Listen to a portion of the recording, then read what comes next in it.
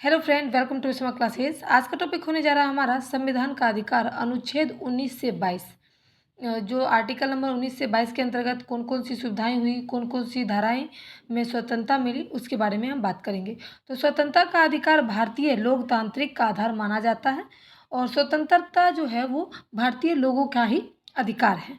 तो धारा 19 में 6 प्रकार की स्वतंत्रता प्रदान की गई लोगों को। पहला तो है भाषण एवं विचार व्यक्त करने की स्वतंत्रता, यानी कि आप बोल सकते हो, कोई भी चीज़ पर अपनी बात को रख सकते हो, भाषण दे सकते हो। दूसरा है शांतिपूर्वक तथा बिना हथियारों को एकत्रित होना, यानी कि आपको कोई डराएगा धमकाएगा नहीं, शांतिपूर्वक से अगर आप चाहें तो आप एकत्रित होकर रह सकते हैं। उसके बाद है संघ एवं समुदाय का निर्माण करना, यानी कि आप साथ रहकर कोई समुदाय में कार्य कर सकते हैं, उसका निर्माण कर सकते हैं। उसके बाद आता है संपूर्ण भारत में घूमने फिरने की स्वतंत्रता। भारत में आप कहीं पर भी घूमने जा सकते हो, आ सकते हो, इस चीज़ की आज़ादी दी गई।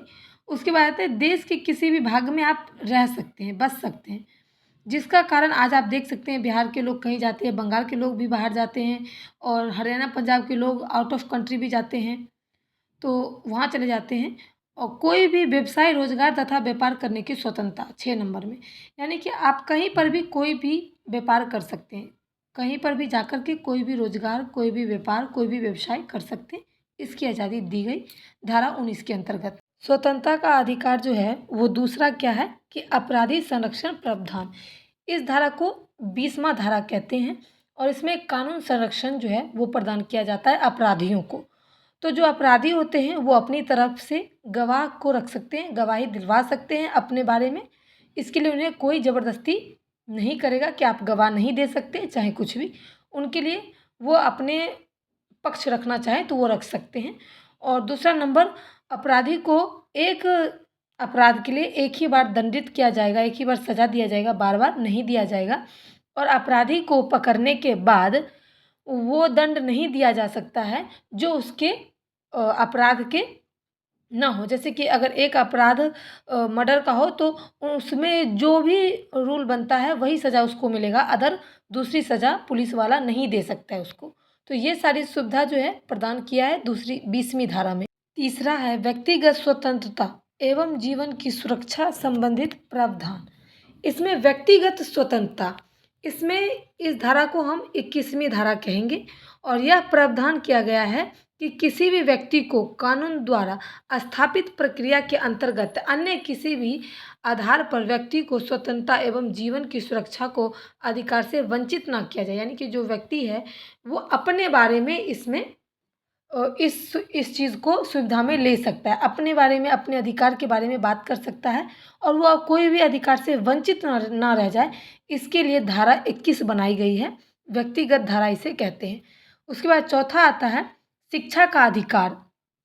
इसको हम नवंबर 2022 में 86वीं संविधानिक संशोधन द्वारा शिक्षा के अधिकार को एक नवीन धारा 21 ए जोड़कर, 21 ए यानी कि 21 से ज़्यादा, ठीक है, 21 से आगे 21 ए जोड़कर मौलिक अधिकारों में शामिल किया गया, यानी कि 21 जो धारा थी उसमें प्लस ए कर दिया गया। और यह जो व्यवस्था है वो 6 से 14 वर्ष तक की आयु के बच्चों के लिए निःशुल्क शिक्षा बच्चे को उपलब्ध करवाया जाए, ये बहुत ही अनिवार्य है और राज्य के उत्तरदायी होगा, यानी कि अगर नहीं करवाएं तो राज्य के उत्तरदायित्व हो गए और इसकी नीतियाँ, निर्देशक और सिद्धांतों की स्थापना भी की जानी चाहिए। पाँचवा है गिरफ्तारी के विरुद्ध अधिकार, यानी कि जो गिरफ्तार हुए हैं उसको हम संविधान 22 कहेंगे।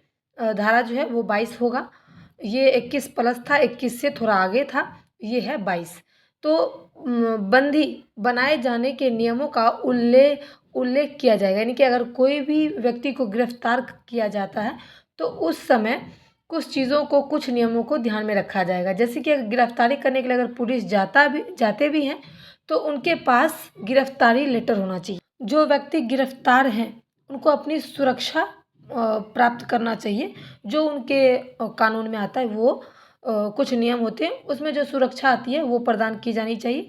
गिरफ्तार व्यक्ति को 24 घंटे के अंदर न्यायालय पर प्रस्तुत करना चाहिए, यानी कि कोर्ट वगैरह हो गया उसमें आवश्यक होता है। गिरफ्तार यानी जो गिरफ्तार व्यक्ति हैं उनको कानूनी सलाह लेने का अधिकार भी होगा, ऐसा नहीं है कि अगर वो गिरफ्तार हो गए तो उनको कानूनी सलाह नहीं मिलेगा, यानी कि वकील वगैरह नहीं मिलेंगे, उनको वकील वगैरह से बात करने का भी समय दिया जाएगा। लेकिन यह धारा उन लोगों पर लागू नहीं होती है जो हमारे दुश्मन देश से हैं, यानी कि हमारे जो दुश्मन देश हैं उससे हैं, तो उनको ये धारा लागू नहीं की जाएगी। अथवा जिन्हें राष्ट्रीय सुरक्षा अधिनियम के अधीन गिरफ्तार किया जाएगा, यानी कि जो हमारे राष्ट्र के नहीं हैं तो उनको ये सब नहीं किया जाएगा। जो हमारे राष्ट्र के हैं सिर्फ उनके लिए ही धारा 22 यानी कि आर्टिकल नंबर 22 लगाई जाएगी। स्वतंत्रता का अधिकार का अनुच्छेद 19 से 22 का मैंने सभी चीज़ को अच्छे से समझाया है। उम्मीद करती हूँ वीडियो पसंद आया हो। अगर आया तो like share support. Thanks for watching my video.